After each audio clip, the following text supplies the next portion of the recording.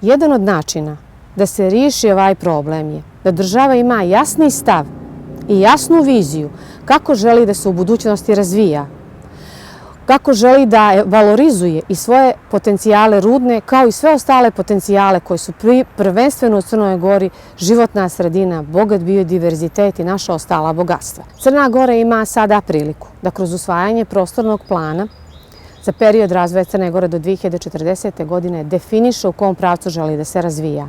Da li će to biti ekologija, da li će to biti zdrava životna sredina, da li će to biti zdravlje građana ili će to biti ekonomska dobit privatnika, odnosno ekonomska dobit koncesionara i lica povezanih sa njima. Ne postoji, po mom mišljenju, ni jedan rudnik, ne postoji rudarska aktivnost koja donosi korist i benefit zajednici u kojoj se te rudarske aktivnosti odvijaju.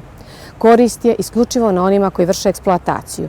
Država sklapajući ugovore za minimalne procente koncesione naknade koji se u najvećoj mjeri odnose na procente 3 do 5% od profita koje koncesionar ima tokom postupka eksploatacije, ili ako govorimo o tome da se tada država hvali PDV-om ili procentom koji se dobija kao porez na dobit koncesionara, dobijamo mnogo veću štetu, a veoma malo i gotovo nikakvu korist za zajednicu. Ostaju nam devastirana životna sredina, ostaje nam ruinirani prostor, trajno degradiran, ostaju nam posječene šume, zagađene rijeke, zagađen vazduh, zagađena voda, iseljavanje, bolest i nezadovoljstvo lokalne zajednice.